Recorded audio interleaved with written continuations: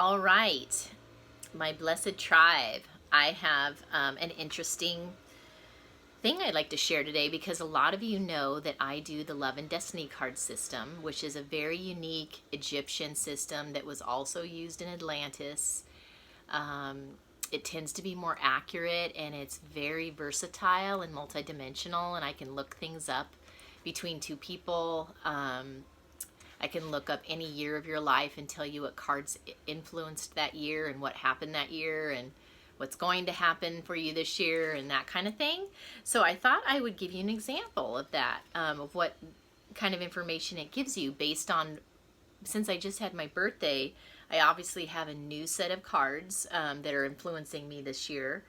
And they're pretty exciting. Like, this is probably the best year to do this, to give you an example, because having just turned 52, I've known for years that this particular year, like when I turn 52, I have all these heart cards in my lineup, which means that I am likely to meet someone and partner this year.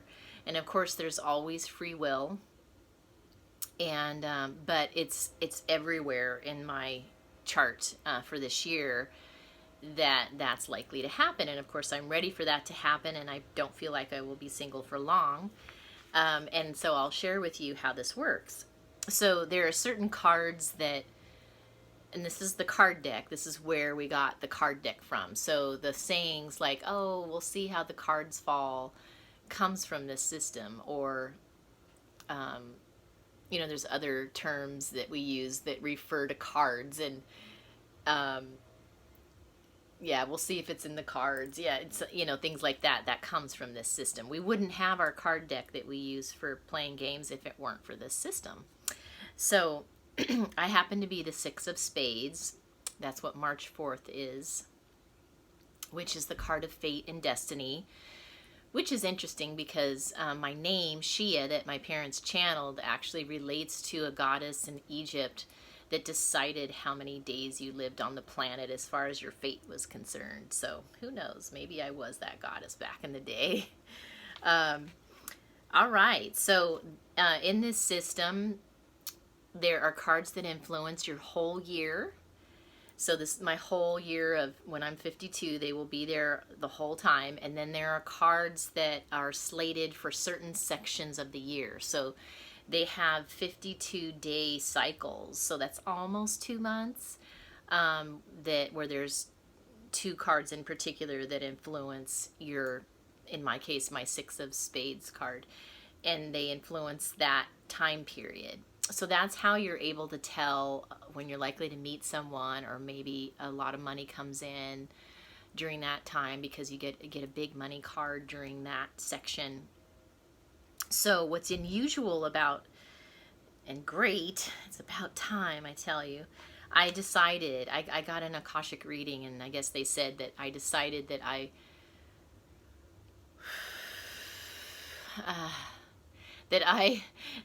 was going to wait until now to partner, because it would be, I wanted to accomplish some things in this lifetime before that happened, and then it would be my turn.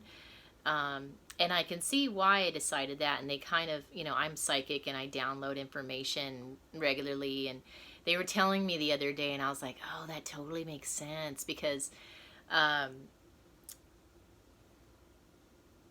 am a lover. I'm a romantic. I'm built. You can just look at my body, and I know I don't show my body really in these videos, but if you're welcome to go to my social media, and I post lots of yummy pictures, bikini shots and costume shots and stuff. And you can tell by my curves that, I'm just built for love. And they told me the other day when I was driving to the beach, they said, we're activating you now in this way, as far as like sexually and physically and all this, because right now, because if we had activated you earlier in your life, it would have been very distracting. And I was like, oh, totally, I get that, because if I had been all sexually activated too much my life would have gone very differently. Like, I would just as soon spend all my time on relationships and romance and love, you know, among other things that I value. But instead, I, you know, it's like almost set that aside for a certain part of my life so that I could, you know, get my education and all my training and skills and all this work that I do, you know, and I have tons of hobbies and whatnot. And all this personal development that I've done a lot of work on myself. And I love it. So, but they were like, yeah, we're activating you now, and more so in the love department and sexuality, because it just would have been way too distracting, and you would have been off on doing your sex, love, relationship thing your whole life, where we wanted you to focus on other things, you know, and get those done first. And so, anyway, watch out. So, so as far as my cards this year for the whole year, I not only have one Ace of Hearts, which totally stands for new relationships, but I have two Ace of Hearts. So I've got a double whammy of new love coming into my life this year. So there are 1, 2, 3, 4, 5 cards that cover the whole year, and one's called the long range card, one's called the Pluto card, one's the result card, one's the environment card, and one is the displacement card. And I happen to have the Ace of Hearts in the result card and the environment card.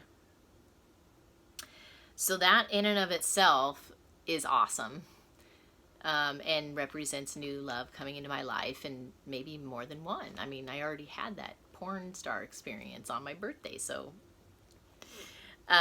okay. And then we go to the sections I was talking about, where there's 52-day periods throughout the whole year, and they have 2 cards each that will tell me, you know, what the focus is for that time period. And the first period is considered our Mercury period, and it doesn't have any hearts, because your Mercury period, which is the first 52 days after your birthday, is known for being kind of more transient. If there is a relationship that shows up, it's more transient, and that's exactly what happened. I met this porn star guy that I'm calling my porn star guy, because he was hung and hot, and we had a lot of chemistry. And he doesn't live here. He was just visiting his family here. And so it's more of a transient, temporary type thing. And so those relationships of people you meet within the first 52 days of your period are not likely to stick. That's how that works. But what's nice is the next 52-day period is your Venus period. So in my Venus period, which, because my birthday's on March 4th, my Venus period starts on April 25th and goes all the way to June 15th. So it's basically all of May and half of June. So this is a really great time for you to meet a true partner, is in your Venus period. That's one of the best alignments. And of course, I have the 4 of Hearts in that place, which 4 means stable. 4 is kind of one of those stable numbers, because it's just very well balanced. And so anyway, I'm likely to meet someone then as well. Then after the next 52-day period is your Mars period. And if you meet someone in that period, it's likely that it's a very hot and bothered, fiery, kind of a experience. There could be what comes along with a really passionate connection, like a Mars connection like that, also there can be fighting. So you have to stay really active with each other, like working out together or hiking and, sex and stuff like that. There's to keep it balanced. Otherwise, if it's stagnant at all, you'll start fighting. So I don't have any heart cards in that period, which is just as well, because it's not the most ideal placement, but the next one is, which is the Jupiter period. So the Jupiter period is also one of the favored ideal placements of when you meet your partner. So my Jupiter period happens to be from August 7th until the end of September. So that means it's most of August and most of September. Okay. And that's where I have a Jack of Hearts. So that's a good thing as far as meeting love and meeting someone. Then I also have the 10 of Hearts in my next period, which is the Saturn period, which isn't really so ideal for meeting someone in the Saturn period. However, my girlfriend who does this system as well and has been doing it longer than I have reminded me of there's always a pro and a con to every aspect, or everything in life. There's a pro and a con, and the pro side of Saturn, she said, is that it's more likely to be stable and grounded and consistent and just solid. And so I was like, oh, well, I'll take that. So anyway, I do have a 10 of Hearts in that time period. And then there's the Uranus period, and Uranus is kind of known for being a little bit interesting. It can be kind of unexpected. It definitely has the essence of independence. So like where you both need your space, you're both sovereign. You don't need to own each other and control each other or anything like that. You know, it's very mature, I guess. And it can be a little unusual or unexpected or have a twist to it. You know, because whenever like Pluto or Uranus come around in a certain aspect, during the year, there's usually some kind of upheaval or transformation or something like that. So in my Uranus period, I have the Queen of Hearts, which is the traditional marriage card. So usually people are thrilled when that card shows up for their year or their lineup if they're wanting to partner. I'm not attached to marriage itself. I think it's a little bit limiting, but I just want my man in my life to enjoy whether we live together or not. And so my Uranus period, my particular Uranus period starts November 19th and goes through January 11th. So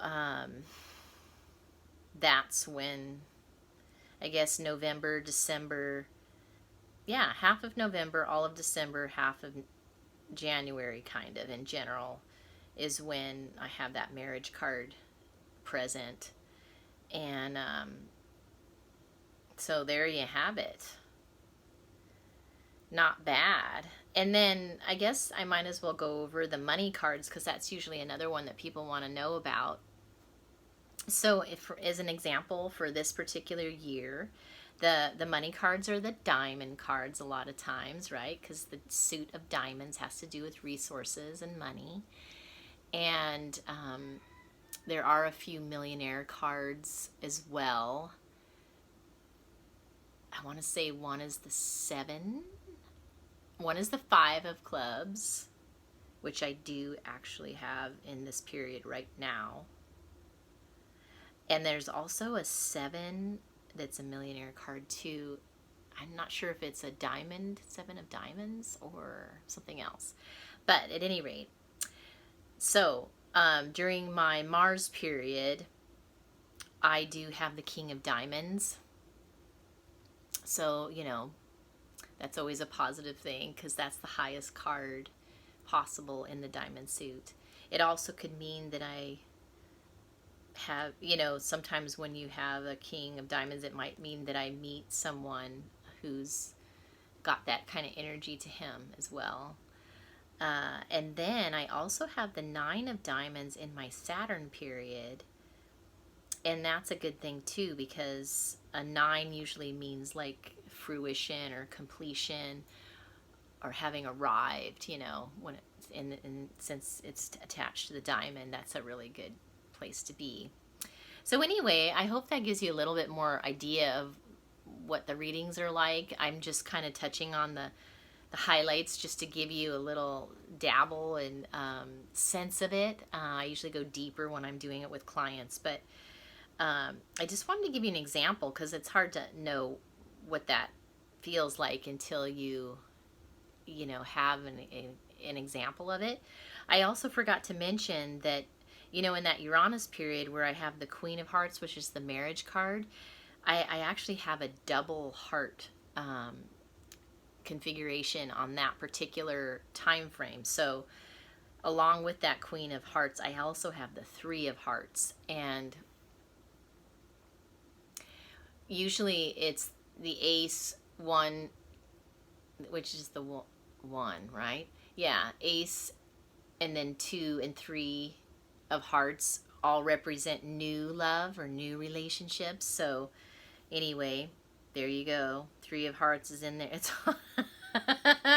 like, if I were to read it just like very basically without going into the details and really finding out what this means, it almost looks like I meet them during that time frame and then want to get married within that time frame, because I got the new love 3 of Hearts, and then I also have the Queen of Hearts in that same time period, which means the marriage card. So who knows? Maybe that's how it'll happen. But I'm kind of hoping I meet him sooner, and then we kind of decide to be a couple maybe in that Queen of Hearts period. Anyway, there you go. That's what I do. So I can do that for you. There's different ways to access that. I can do your reading for your year, your present year, or your next year, if you're wanting to know. And I can, you know, record it, which is a really easy way to do it. It's a lot faster and easier. But I can also do it live too, if you want to be able to do it live, like on FaceTime or on the phone, audio or video. And it's quite fascinating, and usually is quite accurate. So anyway, looking forward to seeing you on my next video.